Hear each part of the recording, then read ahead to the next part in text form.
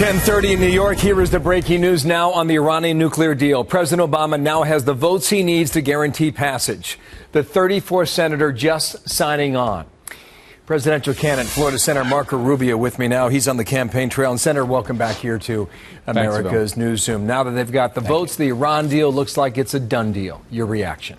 Well, first of all, they don't have the votes to pass it. He has the votes to sustain a veto.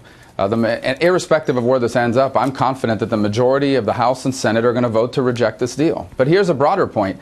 This is not a treaty. There's nothing about this that's binding on the next administration. And if I'm the President of the United States, in my first day in office, we will lift what the President is doing. We will reimpose sanctions, and in fact, I will ask Congress to increase sanctions, and we will back it up with a credible threat of military force. So the votes to override a veto are not there. So in essence, This is a done deal, Senator. Well, it's a done deal for the next 18 months. But again, it's not a treaty. There's nothing legally binding about it. This is basically the president has decided to use the national security waiver of the current sanctions that are already on the books. And he's going to use that waiver to lift sanctions on Iran. When I'm President of the United States, we will reimpose those sanctions on day one, and then I will go to Congress, ask them to even increase those sanctions more, and I will back that up with a credible threat of military force. A simple message to the Ayatollah: if you try to build a weapon, we will destroy your program. Let me move to a lot of more material, okay? I got a lot to go through in the next 4 minutes. Here we go. Donald Trump, you're hitting back at him with this comment from Trump first. Watch. A couple of the people saw me make a speech. I got this huge standing ovation after I used this term, right? And I said, you know what? I have great lawyers. And I had this guy go in, I got it copyrighted. Can you believe it? And the term is Make America Great Again. I got it copyrighted. You say you got a problem with that slogan. What is it, Senator? Well, I know what he's trying to say, but my problem is America is a great country. It's the best country in the world. The problem is that we're going to lose that if we keep doing what we're doing now. I think it's important to separate our country from our government. We have a government that doesn't work very well, but we still have the most creative people, the most innovative people on the planet, the most productive workers, a constitution that has kept us exceptional for over 200 years, and it is still the greatest country in the world. There's no nation on earth we would trade places with. The problem is that if we stay on the road we are on right now, we are going to lose what has made us a special country.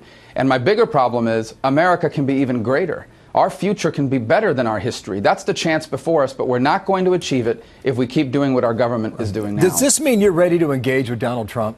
Because it seems like Jeb Bush has agreed to that over the past 3 days. And they're trading barbs every 6 hours. Are you ready to do that?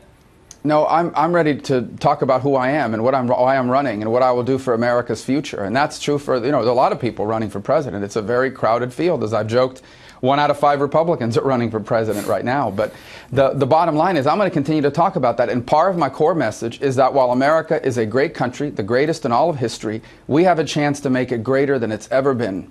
But we won't if we continue on the road we're on right now, the road that, quite frankly, both parties are guilty of putting us on. Do you think Donald Trump is a conservative?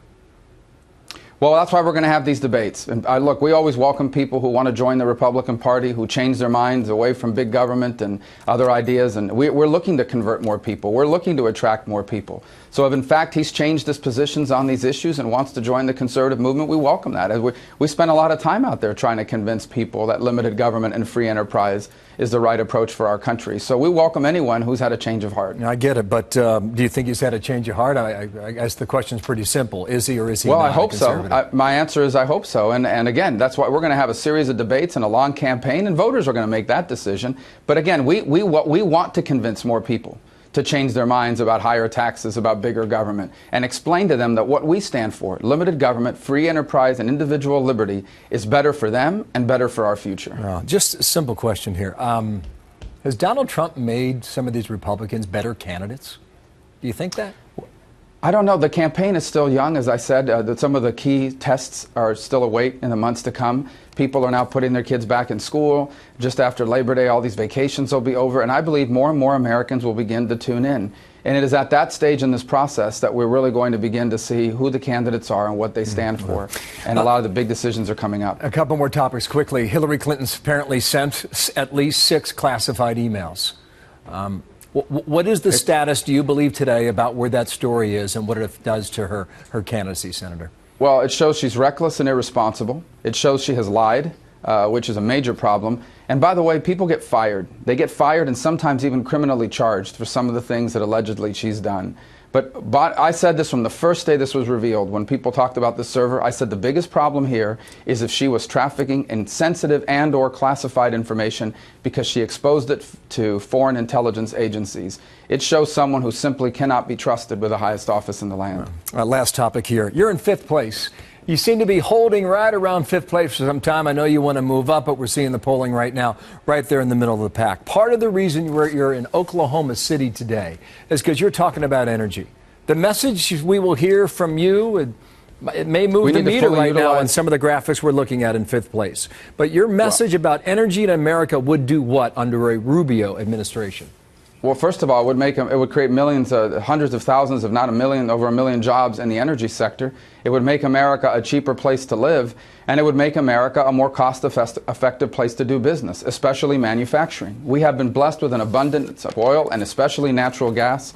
And quite frankly, it is reckless and irresponsible if our government does not allow us to fully utilize the energy resources that we've been blessed with. Now, we'll contrast your visit in Oklahoma with the president's visit ongoing in the state of Alaska. Senator, thank you for your time. Thank you. Marco Rubio, Oklahoma City. We'll speak again.